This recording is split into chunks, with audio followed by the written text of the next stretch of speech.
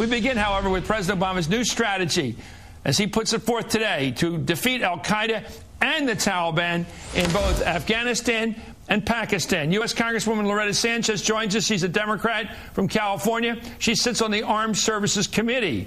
And Tom Andrews is a former Democratic congressman from Maine and now the national director of Win Without War. Congresswoman, thank you very much for joining us. Are you with the president on this when he talks about bringing in 4,000 new advisors into Afghanistan, in addition to the 17,000 new combat troops, bringing our complement up to 60,000? Are you with him on this? Well, first of all, hi, how are you, Chris? And secondly, remember that this is a NATO-led force out there in Afghanistan. So we actually only have about 32,000 troops there right now. We're going to increase that by 21,000. I've been there recently into Afghanistan and also Pakistan. I've been talking to our generals. They want to see this increase, but at the same time, they also believe that we need to strengthen the institutions, build the institutions within Afghanistan, and get the economy rolling there also. That's the only way it's going to work. Are you for this policy of escalation?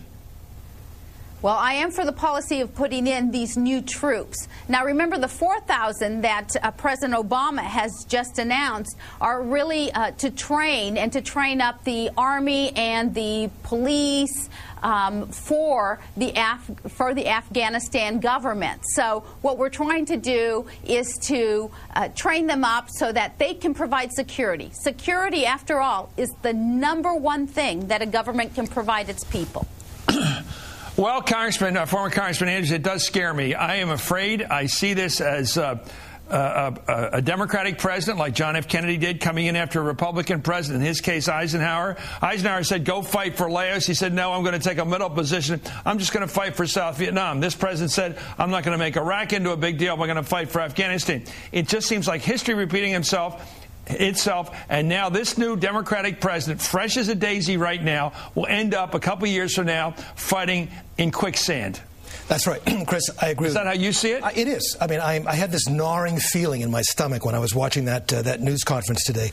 You know, I thought about the best and the brightest that got us into the quagmire in Vietnam, and I said, look, he's right. Who's Bruce Lidell? Well, I'll tell you. Some guy he came up with, he said, this guy gave me all the ideas for this, a person we never heard of. It did sound like best and brightest, some Brookings guy. Well, you know, and a comprehensive approach, fine. You know, diplomacy, development, all of those things are good. But it's this escalation of military forces. And the fact of the matter is, when you listen to the experts, they'll tell you, the Carnegie Endowment, for example, put out a report a few weeks ago and said the single most important factor behind the resurgence of the Taliban is the presence of foreign forces on the ground. And the head of the United Nations Security Council al-Qaeda monitoring team says that al-Qaeda is trying to provoke foreign countries like the United States to increase the force level on the ground, because that is how they both fuse themselves together and provide fuel to build their strength. And by the way, as far as this being NATO, this is an American war. Let's make no mistake about it. The Canadians are getting out.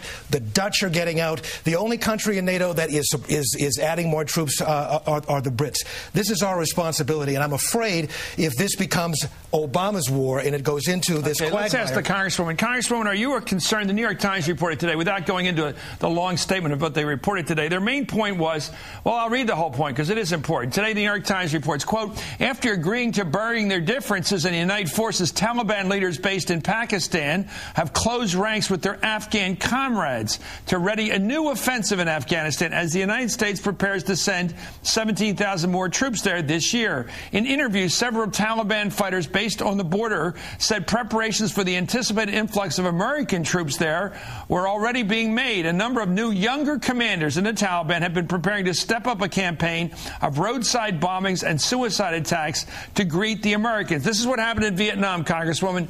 We said we're going to put more troops in. That encouraged the local people to get angrier and angry at the newcomers, the foreign invaders, and just like they kicked out the Brits and kicked out the Soviets, they get agitated now to kick us out. What do you think?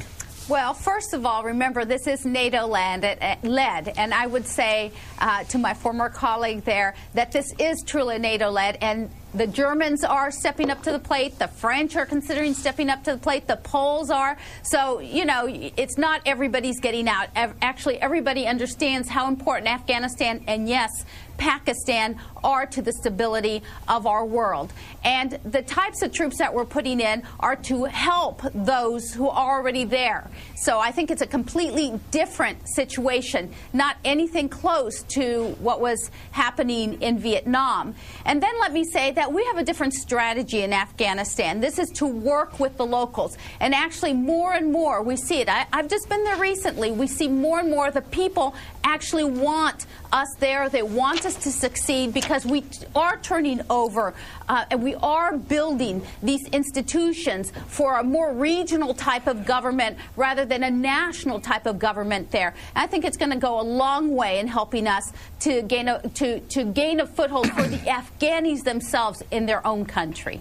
We just got a report, Congresswoman, that a senior U.S. intelligence official predicted today that violence in Afghanistan will rise this year no matter what President Obama's new strategy may be able to achieve. According to this official, this U.S. intelligence official speaking off the record, the strategy, if it's successful, the Taliban will turn up the level of violence to counter any progress. And if the strategy fails, the Taliban will also increase the violence. So either way, we're going to get faced with it. Let's take a look at the president making his case today. After years of mixed results, we will not and cannot provide a blank check.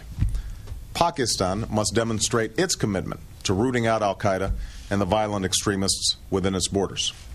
And we will insist that action be taken, one way or another, when we have intelligence about high-level terrorist targets.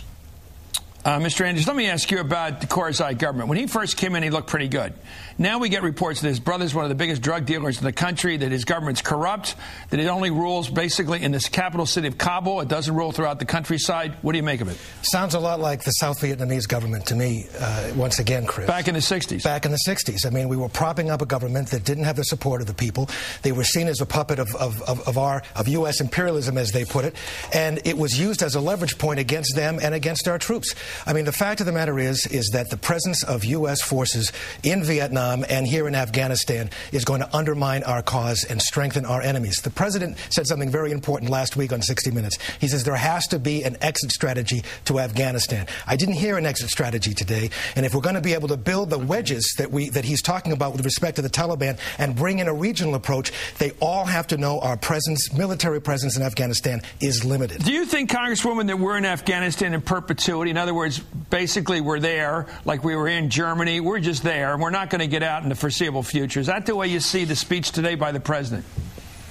I would hope not. I mean, I don't think that the American people really want to see their troops in perpetuity anywhere anymore. And I would just say that we are not propping up a government. In fact, one of the reasons that we are bringing in some of these troops is to stabilize the country so that people do not have a fear when they go to vote. We have an election coming up. They're trying to set a date somewhere between May and August. We are not propping up Karzai. We have not, we have not endorsed him. And in fact, you know, one of the questions I had when I went there was, what is the new leadership coming up? What do we see in other areas? Who's going to try to get this presidency? Remember that Karzai was duly elected by the people there. And while I do believe that many of us are disappointed with the corruption that we've seen in the national type of government, again, that's one of the reasons why our strategy is to make it a different type of government there and to rely more on what were the really good leaders that we've seen in some of the provinces and some of the valleys, and to return more to that type of a government and a looser type of national government going on there. Well, let me ask you about the problem. And the reason we're there, obviously, Congresswoman, is because we were attacked on 9/11. We were attacked by al-Qaeda, which was based over there. They trained people over there. In going in over there, the American people were totally united. We thought we could wipe out any al-Qaeda base. We could catch bin Laden, finish up the job, and eventually come home. Here we are, well, 8 years later, and we're still in Afghanistan. We haven't found a bin Laden. We haven't been able to get Mullah Omar. We haven't been able to track down their headquarters. It escaped from Kandahar, escaped from Tora Bora, actually, ultimately into perhaps Pakistan. You were just over there. What's the sense of how successful our mission is right now? Are we ever going to be able to catch bin Laden?